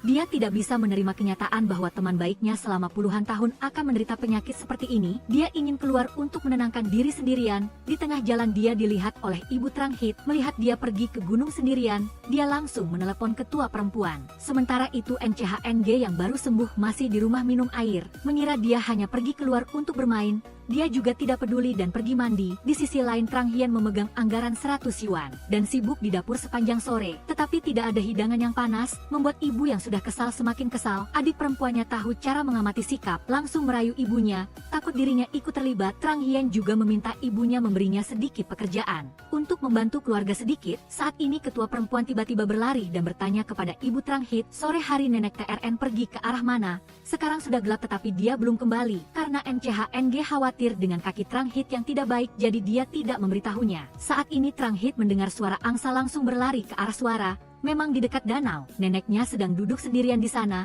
Trang Hit langsung menelepon NCHNG untuk memberitahunya kalau neneknya baik-baik saja. Akhirnya cucunya membawa neneknya ke penginapan di kota, ingin agar neneknya berganti lingkungan untuk suasana hati yang lebih baik. Tidak disangka dia tiba-tiba mengatakan dia ingin tetap di kota, menyuruh cucunya dan Tiu Hit untuk mengejar kebahagiaan saja. Trang Hit dimarahi oleh ibunya, tetapi itu tidak mempengaruhi hubungannya dengan pacarnya. NCHNG menyuruh Trang Hit untuk lebih sering berada di sisi neneknya, melihat dia akan pergi. Membuat pemuda dingin itu merasa malu sekaligus gembira. Malam harinya Trang Hit mengatakan akan pergi menonton film, tetapi karena terlambat 40 menit tidak bisa menonton lagi. Tidak disangka kencan resmi pertama mereka malah memeluk kotak popcorn duduk di pintu bioskop. Melihat sekeliling sepi, NCHNG pun menciumnya. Setelah manis, dia malah berteriak pacarnya berlaku tidak senonoh, membuat NCHNG panik menutup mulutnya. Wanita itu pada malam tahun baru menempatkan foto puisi kedua mantan suaminya berdampingan. Putri bungsunya yang pengertian juga menuangkan anggur untuk mereka satu persatu. Di hari libur tanpa Cuha di samping, anak-anak merayu bagaimanapun ibu tidak bisa merasa bahagia. Dan setelah itu putrinya yang terus melihat jam berulang kali semakin membuat ibu gila. Dia tahu anak-anaknya membencinya karena kasar dan tidak berbudaya, tetapi ibu yang dibenci ini telah membesarkan setiap anaknya, bahkan berjuang keras mencari uang untuk membelikan mereka rumah. Karena kaki putri sulung sejak kecil sudah tidak baik, dia tidak pernah berbicara kasar kepadanya. Bahkan membeli rumah yang lebih besar 20 M2 dari putranya, karena takut dia akan merasa tertekan. Sekarang malah menyalahkan ibunya karena tidak melakukan yang terbaik. Pada akhirnya dia khawatir putrinya menginap di luar. Akhirnya yang menderita adalah dia, tetapi Trang Hit berpikir dia sudah hampir 30 tahun. Dia seharusnya punya kebebasan sendiri, karena kakinya cacat betapa sulitnya dia bisa pacaran sekali. Jadi meskipun menderita kerugian, dia juga tidak menyalahkan orang lain. Sebenarnya saya yakin banyak ibu yang sama seperti itu. Justru karena kaki Trang Hit lah ibu semakin khawatir. Melihat ibu marah sampai menangis, Ruru langsung menyeka air matanya. Ketika Trang Hit keluar, adik laki-lakinya juga mengejar, menasihati kakaknya jangan menyalahkan ibu. Kali ini dia kembali baru menyadari ibu benar-benar sudah jauh lebih tua. Cuha sudah tidak ada. Seluruh keluarga ini bergantung pada dia. Untuk menopang betapa sulitnya, Trang Hit mengatakan kepada adik laki-lakinya dia baik-baik saja, kamu pulang dan hibur ibu saja. Setelah itu dia dengan suasana hati tidak baik pergi mencari NCHNG, baru sampai sudah mengambil sebotol anggur dan minum. Setelah itu dia menarik NCHNG keluar dan menari, sambil bertanya apakah dia adalah orang yang menikmati kesenangan di depan mata. Tidak disangka saat Trang Hit meminta ciuman, sambil mengucapkan beberapa kata yang bebas, dia dilecehkan oleh seorang pria tak tahu malu di dekatnya. Melihat kedua belah pihak akan berkelahi, Trang Hit baru saja mengangkat kursi sudah dihentikan oleh pacarnya. Kalau benar-benar berkelahi, dia khawatir dia akan terluka. Apalagi berkelahi dengan orang seperti itu juga tidak layak. NCHNG melihat suasana hati Trang Hit tidak baik hari ini, lalu memutuskan untuk membawanya ke rumah barunya untuk merayakan tahun baru. Naik ke atas, Trang Hit melihat tempat ini didekorasi seperti kamar pengantin. Dia bilang tidak, Trang Hit pun mematikan lampu. Setelah itu pasangan itu mulai menyambut momen mesra dengan detak jantungnya meningkat. Perkataan ibu itu terus-menerus muncul, semakin memicu mental pemberontaknya. Tetapi ketika NCHNG sedang bersemangat ingin melepaskan kaki palsunya, tidak disangka Trang Hit yang tadi masih bersemangat tiba-tiba menendang pacarnya. NCHNG mendengar perkataan ini merasa kesal dan memecahkan boneka yang penuh kenangan. Tetapi bagaimanapun marahnya, dia tetap khawatir dengan keselamatan Tranghit. Dia berlari untuk mengantar pacarnya pulang, tetapi NCHNG merasa dirinya dipermainkan, lalu meminta mereka berdua mengakhirinya. Saat lonceng tahun baru berbunyi, hubungan singkat mereka juga berakhir di sini. Kedua suaminya meninggal dunia, meninggalkan dia sendirian menghadapi hidup yang sulit dan tidak dimengerti oleh anak-anaknya. Saat ini Tranghit melihat perkataan adiknya bahwa mereka masih memiliki satu sama lain, lalu bersembunyi di toilet dan menangis terseduh-seduh. Keesokan paginya ibu menyiapkan sarapan di dapur. Putrinya berinisiatif datang membantu. Tidak ada yang meminta maaf satu sama lain, tetapi juga dengan pengertian melupakan hal yang tidak menyenangkan kemarin. Di sisi lain Taiha yang berada di Shanghai karena masalah membuang sampah, hampir saja bertengkar dengan tetangga yang tidak berbudaya. Untungnya Taicha datang mengantarkan obat dan kebetulan melihatnya, lalu membelanya. Sebelum pergi tidak disangka Taicha malah diajak naik ke apartemen oleh Taiha untuk duduk. Bisa dipastikan begitu memasuki pintu, dia tahu apa yang terjadi pada Zhuang Jie tadi malam. Ben memarahinya habis-habisan. Sesuatu yang seharusnya sukarela, sekarang diubahnya menjadi pemaksaan. Jika sebelah Xia adalah Chen Maicheng, dia juga akan memukulnya. Di sini, sebelah Xia baru saja selesai memarahi Zhuang Jie. Tanpa diduga, dia berbalik dan memberi Cui Ge kesempatan, menganggap itu kencan pertama. Jangan merusaknya ya. Gadis penyandang disabilitas itu tidak pernah berani menunjukkan kaki palsunya di depan laki-laki. Karena rasa rendah diri yang mendalam, hal itu membuatnya dan pacarnya bertengkar hingga putus. Menurut Chen Maicheng, dia hanyalah mainan Zhuang Jie. Jelas saat itu dia yang mendekatinya. Tetapi ketika dia menyerbu, dia disebut preman. Hal ini mungkin tidak bisa diterima oleh pria manapun. Suatu hari di reuni alumni, dua orang yang baru saja putus bertemu lagi. Di meja makan Zhuang Jie sengaja menghindari Maicheng, tidak duduk bersamanya. Teman-teman sekelasnya masih menggoda dia dan pria lain sangat serasi. Benar-benar pria tampan dan wanita cantik. Zhuang Jie sakit. Dia menggunakan teh sebagai pengganti anggur untuk bersulang kepada semua orang. Dia masih tidak bisa menahan diri untuk tidak mengamati Maicheng di seberangnya. Sebenarnya jelas di dalam hati mereka saling peduli, tetapi tidak ada yang mau mengalah. Tanpa diduga minum terlalu banyak, seorang pria yang sering membuat masalah di kelas. Berbicara tidak menyenangkan dengan Zhuang Jie, Maicheng segera berdiri untuk membelanya. Melihat Maicheng mengambil jaket dan pergi, Zhuang Jie juga buru-buru menyusulnya. Dia terus-menerus meminta maaf kepada pacarnya, berharap dia bisa memaafkannya. Menurut Maicheng, Zhuang Jie hanya menganggapnya preman. Di lubuk hatinya dia meremehkannya. Tanpa diduga kata-kata ini membuat Zhuang Jie yang awalnya mengakui kesalahan menjadi marah. Dia menggigitnya dengan sangat keras dan memarahi Maicheng. Lebih buruk daripada anjing, hasilnya ketika Maicheng pergi dengan sedih, dia mendengar suara Zhuang Jie tiba-tiba pingsan dan jatuh ke tanah. Setelah dia mengantar Zhuang Jie pulang, dia terus mondar-mandir di luar pintu dengan cemas. Akhirnya adiknya yang datang memberi kabar kepadanya, mengatakan kepadanya bahwa kakaknya sudah minum obat dan tidur. Gadis kecil itu berkata hati kakaknya terlalu berat. Dia juga menyuruh Kak Dong jangan khawatir, di rumah ada ibu dan dia yang akan merawat kakaknya. Jika ada situasi apapun dia akan memberitahunya saat kakak sulung tidur. Zhuang Yan ingin berbicara dengan ibunya. Dia tahu kakaknya terlalu marah sehingga mempengaruhi jantungnya. Tetapi ibunya malah berkata aneh jika dia tidak masuk angin karena berpakaian tipis saat cuaca dingin. Adik laki-laki itu merasa kakaknya dari kecil hingga besar adalah orang yang paling patuh di rumah. Dia selalu mengajari dia dan adik perempuannya untuk mendengarkan ibu. Jadi selama bertahun-tahun mereka sangat patuh. Meskipun kata-kata orang tua benar, tetapi kakak sudah dewasa. Dia berhak untuk mencoba dan membuat kesalahan. Setiap kali saat seperti ini, putri bungsu yang masih kecil selalu akan memeluk ibunya. Kata-kata yang diucapkan putranya juga membuat ibunya berpikir ulang. Keesokan harinya di pagi buta ibu Zhuang Jie sudah datang ke kamar putrinya untuk menyisir rambut bersama. Kapanpun itu seorang ibu selalu merindukan putrinya. Sebenarnya dia sudah lama menyadarinya. Orang yang mengirimkan obat kepadanya adalah Maicheng, karena dia tidak pernah berbicara tentang pacarnya dengan ibunya. Jadi setiap kali membicarakan hal itu mereka berdua merasa canggung. Setelah tahu putrinya benar-benar mencintai Maicheng, ibunya melihatnya lagi dan merinding. Tahu dia berani membandingkan diri dengan putrinya. Dia ingin menunggu dan melihat berapa hari lagi anak itu bisa bertahan. Ternyata di malam hari, Maicheng tidak bisa menunggu lagi. Dia benar-benar mengirim pesan. Setelah tahu dia ada di luar rumahnya, Zhuang Jie buru-buru berlari keluar. Hasilnya begitu keluar dia menemukan dia sedang memanjat tembok rumah. Melihat Zhuang Jie tidak memakai jaket, Maicheng langsung memeluknya. Dua orang ini bertengkar cepat dan reda juga cepat, tenggelam dalam ciuman manis. Hal-hal tidak menyenangkan sebelumnya semua lenyap. Zhuang Jie tidak tega membiarkan pacarnya pergi. Dia memeluknya. Keesokan harinya, suasana hatinya baik. Pagi-pagi sudah bangun dan memasak untuk seluruh keluarga. Dengan kebahagiaan cinta dan diterima oleh ibu, suasana hati Zhuang Jie sangat baik. Kemudian dia mendengar ibunya berkata tadi malam di luar rumah ada 2 ekor tikus yang terus berteriak cicit. Adiknya segera menendang kaki di bawah meja mengirimkan sinyal kepada kakaknya, jangan bangga lagi, dia menendang ibu. Pasangan itu berbaikan dan menyambut kencan kedua. Kali ini Mai Cheng berkata meskipun dia yang proaktif, dia tidak akan membiarkan dirinya tertipu lagi.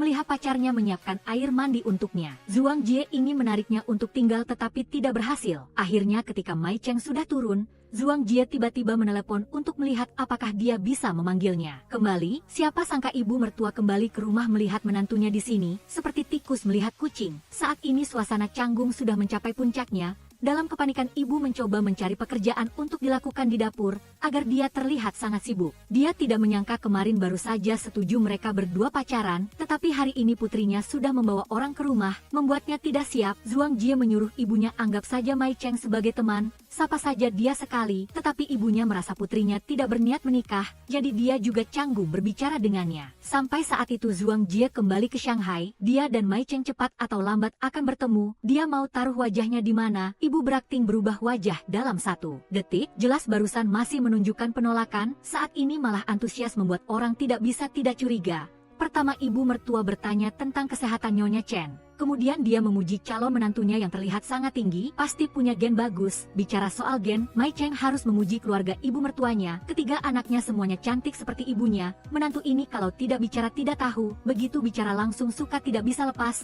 Sekarang dia menganggap Mai Cheng sebagai calon menantu. Dia juga mengundangnya di hari kedua tahun baru Imlek, bertepatan dengan ulang tahun Xiao Jie untuk datang ke rumah makan. Tidak ada mood untuk menjual ayam, bahkan adik laki-laki dan perempuan yang tidak bersalah juga terkena imbasnya. Untungnya kebetulan sebelah Xia kembali membantu Zhuang Jie lolos dari satu masalah. Hasilnya ketika ibu pergi membeli makanan, tanpa diduga dia bertemu Mai Cheng.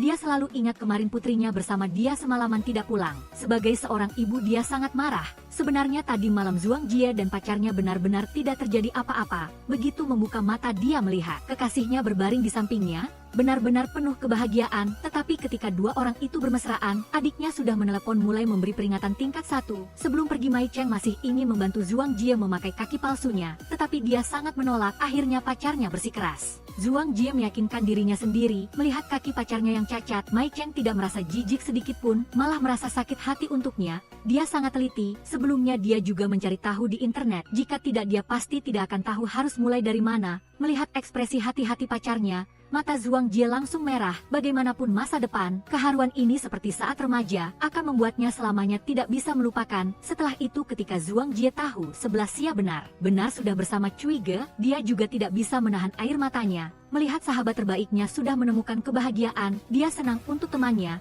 Tetapi meskipun sekarang dia dan Mai Cheng sangat bahagia, tetapi hormon tidak bisa menggantikan ekonomi, jadi masa depan mereka berdua juga membuatnya khawatir. Sekejap mata sudah sampai tahun baru, Zhuang Jie datang ke rumah pacarnya membantu membersihkan. Melihat calon cucu menantu cantik dan pintar, neneknya sangat gembira. Ketika pulang mereka berdua saling menempel di depan pintu, tidak tega berpisah. Adegan ciuman bolak-balik sampai adik laki-laki tidak tahan lagi melihatnya. Tahu hari ini ibu tidak di rumah, Zhuang Jie meminta dia masuk ke rumah. Sebentar, hasilnya ketika ibu pulang melihat motor di pintu, sudah tahu ada hal yang tidak baik. Tetapi untungnya suasana canggung, akhirnya berkat mulut menantu berakhir dengan sempurna. Setelah itu di hari kedua tahun baru Imlek, ibu mertua melihat apa yang dibawa oleh menantunya. Dia tidak bisa berhenti tersenyum. Mai Cheng tahu bagaimana bersikap, dia juga proaktif turun ke dapur. Adik laki-laki dan perempuan juga tidak berhenti memuji calon kakak ipar mereka. Malam hari rumah yang kedatangan satu orang baru memang jauh lebih ramai. Menantu itu tahu bagaimana mengamati, dia melihat gelas ibu mertuanya sudah kosong, dia langsung berdiri dan mengisinya. Ada keluarga di sampingnya. Zhuang Jie punya ulang tahun ke-30 yang sulit dilupakan. Keesokan harinya ketika ibu berbicara dengan tetangga di luar, dia sudah mulai terus-terusan menyebut Mai Cheng anakku. Sepertinya ibu mertua semakin melihat menantunya semakin cocok. Sudah menyatu lagi, boneka yang pecah terakhir kali itu dengan bersemangat berlari kembali. Kali ini dia tidak ingin mengkhianati cinta pacarnya lagi. Waktu keberangkatan semakin dekat, Zhuang Jie juga tidak ingin dirinya kembali ke Shanghai merasa menyesal. Ketika Mai Cheng dengan lembut melepaskan kaki palsunya, dia akhirnya mengatasi mentalnya, menyambut cinta yang baik dari kedua belah pihak. Tetapi Zhuang Jie sudah mengatakan setelah tahun baru dia akan kembali ke Shanghai. Sedang mempersiapkan rencana startupnya, ibu menyadari putrinya tidak berani berbicara tentang kembali kepada Mai Cheng. Menurut Zhuang Jie semakin serius maka semakin sulit. Meskipun dia tidak ingin LDR, apakah dia bisa putus dengannya? Hari berikutnya begitu Zhuang Jie selesai berbicara dengan nenek dan kembali, dia menemukan Cui Ge sedang memeriksa ibunya di rumah. Melihat putrinya pulang ibunya tidak bisa menunggu lagi. ini, langsung menyerahkan tamu itu kepadanya untuk disambut. Ternyata kali ini dia datang ke sini selain untuk berterima kasih kepada Zhuang Jie. Yang paling penting adalah ingin meminta bantuannya untuk melihat apakah sebelah Xia suka jenis cincin lamaran ini. Meskipun Cui bodoh dan lucu, tetapi dia percaya dia pasti akan menjadi suami yang baik. Akhir-akhir ini Mai Cheng selalu sibuk mengurus upacara pemakaman Nyonya Lin. Pasangan kekasih yang sudah sangat lama tidak bertemu sangat merindukan satu sama lain. Melihat pemandangan mereka berdua berpelukan dengan hangat, langsung tahu betapa mereka saling merindukan. Di malam hari adik perempuan melihat kakaknya masih berdandan meskipun sudah larut, dia langsung tahu dia akan pergi mencari Mai Cheng. Ini bukan saatnya dia ragu-ragu soal kembali ke Shanghai seperti beberapa hari yang lalu. Sebelum pergi adiknya masih berpesan kepada kakak sulung untuk jujur agar diampuni, berbalik adalah tepi. Setelah itu Zhuang Jie datang mencari pacarnya, terus berdiri di bawah dan berlatih bagaimana harus memulai pembicaraan. Tetapi setelah Mai Cheng menyuruhnya cepat naik, Zhuang Jie jadi bingung karena suasana yang baik, dia langsung lupa soal yang harus diucapkannya. Setelah momen panas pasangan itu, Zhuang Jie masih berbaring di bawah selimut berlatih dialog, pacarnya meletakkan gelas air di tangannya, tidak tahan maju dan menciumnya. Jika bisa dia benar-benar ingin terus berbaring di samping pacarnya, tetapi karir yang selalu dia perjuangkan tidak bisa dia tinggalkan. Mai Cheng melihat Nyonya Lin meninggal jadi dia tidak memaksakan diri lagi, dia tidak ingin pacarnya menghilang dari dunianya dalam bentuk apapun. Mendengar kalimat ini Zhuang Jie semakin tidak bisa membuka mulut, dia mencium pacarnya. Sambil berkata dia akan bersamanya selamanya, keesokan paginya nenek tiba-tiba menyerbu, menemukan cucu dan Xiao Jie tinggal bersama maka dia bersikeras ingin dia menikahi Zhuang Jie. Zhuang Jie buru-buru lari keluar dan berkata dia yang sukarela, sudah sampai di tahap ini, dia harus bertanggung jawab pada Xiao Jie, dia menyuruh mereka berdua cepat bertunangan. Tetapi bicara soal pertunangan tidak bisa dihindari terasa mendadak, tetapi ketika Zhuang Jie melihat nenek ingin memukul cucunya dia malah proaktif setuju. Setelah mereka berdua selesai mengambil foto pertunangan, Zhuang Jie yang memakai cincin di tangannya tidak bisa menahan diri untuk pamer. Setelah mengirim permen pernikahan kepada teman-teman, mereka berdua dengan senang hati bersiap pulang untuk makan pesta pertunangan. Pemandangan adik laki-laki dan perempuan sedang mendekorasi terlihat seperti sebuah kota mewah. Hari penting seperti itu tentu saja sebelah Xia tidak bisa melewatkannya. Orang tua Mai Cheng juga muncul. Nenek sudah tidak sabar lagi memanggil Ibu Zhuang Jie sebagai besan. Di malam hari pasangan yang baru saja bertunangan itu, merasa semuanya seperti mimpi. Mai Cheng tidak ingin mengalami perasaan ditinggalkan oleh orang terdekatnya lagi. Zhuang Jie dengan tegas mengatakan kepadanya dia akan selamanya menjadi keluarganya. Ketika mereka berdua menari dengan romantis di bawah cahaya lampu, mereka menyelamatkan satu sama lain dan akhirnya menemukan kebahagiaan sejati. Ibu melihat putrinya yang sudah dia besarkan dengan susah payah sebentar lagi akan menikah. Dia tidak tahu perasaan apa yang ada di hatinya, tetapi begitu dia memikirkan mendapatkan seorang putra, suasana hatinya kembali baik. Dia percaya ayah dan paman He melihat Zhuang Jie bahagia juga akan merasa terhibur. Baru saja bertunangan keesokan harinya sudah harus pergi. Zhuang Jie tidak bisa. Sebelah Xia mengingatkannya dia harus berbicara dengan jelas kepada Mai Cheng. Zhuang Jie memberanikan diri datang ke bawah rumah pacarnya, tetapi karena uniknya ada pekerjaan jadi dia tidak bisa bicara. Melihat besok sudah harus pergi, semua orang menyuruhnya untuk menghadapi dengan jujur. Keesokan harinya Zhuang Jie sudah sampai di stasiun, berbohong menyuruh pacarnya membantunya menjemput seseorang untuk menipunya datang ke sini. Tetapi ketika Mai Cheng tahu dia akan pergi, dia merasa Zhuang Jie sedang mempermainkan pernikahan. Hasilnya saat mereka berdua saling menarik, Mai Cheng hidungnya sampai berdarah. Zhuang Jie khawatir dan terus meminta maaf tetapi dia menepisnya. Ketika dia menyusulnya dan mengatakan dia tidak akan pernah putus dengannya, dia tidak sudi berbalik dan pergi. Kali ini Mai Cheng merasa dia dipermainkan oleh Zhuang Jie sekali lagi, tetapi tidak disangka Zhuang Jie kembali ke Shanghai. Kecelakaan tak terduga datang, dia nyaris tidak pernah bertemu Mai Cheng lagi. Sebulan yang lalu setelah Zhuang Jie kembali ke Shanghai, ibu Zhuang Jie melihat Nyonya Chen tidak bisa menghindari rasa malu. Karena Zhuang Jie tidak melakukan pekerjaannya dengan baik, dia ingin datang ke rumah untuk meminta maaf kepada Nyonya Chen, tetapi Nyonya Chen yang pengertian malah mendukung Xiao Jie mengejar karir. Hanya saja cucunya terlalu terpikat jadi dia tidak bisa berpikir jernih sesaat. Dua besan itu saling memuji anak masing-masing dan juga menambahkan beberapa kekurangan anak mereka. Memang benar percakapan IQ tinggi bukanlah hal yang biasa. Adik perempuan yang menguping di samping segera memberitahu kakak sulungnya, mengatakan bahwa garis belakang adalah sekutu, menyuruh kakaknya tenang saja bekerja. Memang benar punya dukungan itu beda. Zhuang Jie mempersiapkan dengan baik dan langkah pertama dalam memulai bisnisnya lancar. Di sini proyek mesin medis dalam negeri baru saja dimulai. Di sana mitra strategis sudah bersiap menikah dan meninggalkannya sudah setengah tahun di Shanghai. Mai Cheng juga tidak menghubungi Zhuang Jie. Setiap kali senggang dia harus melihat sebelah Xia dan Cui memberikan makanan anjing di depannya. Tahunan Ping sudah menyerahkan rencana tata ruang untuk area percontohan wisata medis. Zhuang Jie tidak sabar ingin pulang, dia meminjam kesempatan pekerjaan ini untuk pergi menemui kekasihnya.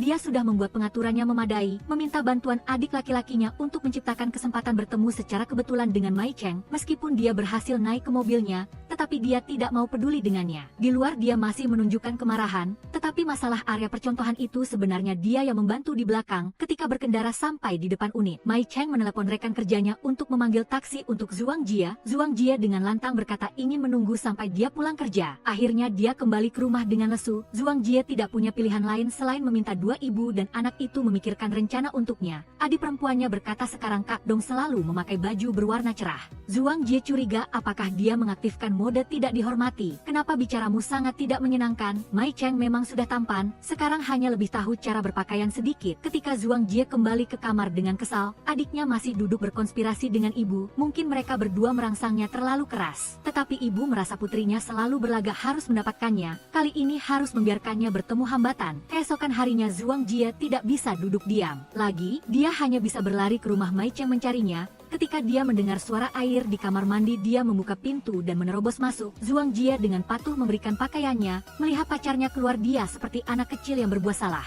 Tidak tahu harus berbuat apa, dia bertanya kepada Mai Cheng apakah dia ingin mencampakkannya. Hasilnya dia malah memintanya untuk berpikir baik-baik, kehidupan seperti apa yang lebih menyenangkan. Kali ini hati Zhuang Jie benar-benar tidak bisa bertahan lagi. Dia menangis terseduh-seduh mengirim pesan suara kepada sebelah Xia, mengatakan sepertinya Mai Cheng tidak menyukainya lagi. Sebelah Xia menyuruhnya untuk melewati rintangan sulit itu. Zhuang Jie berpikir lagi dan merasa itu benar.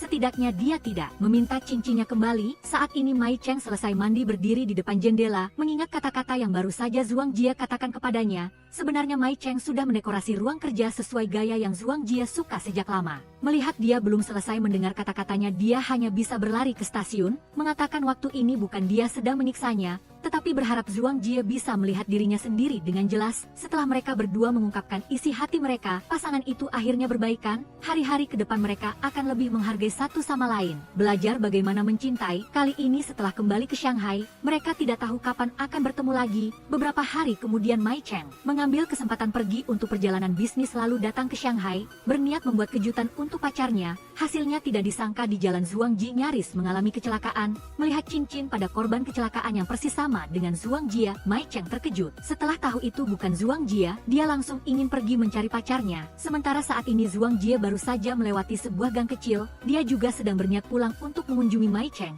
Mereka mengalami hidup dan mati, bertemu lagi. Mereka berpelukan dengan teguh, meskipun di depan masih ada berapa banyak kesulitan. Mereka berdua tidak akan berpisah lagi. Film sampai di sini adalah akhir. Terima kasih teman-teman sudah menonton video ini sampai habis. Sampai jumpa lagi di episode-episode berikutnya di channel ini.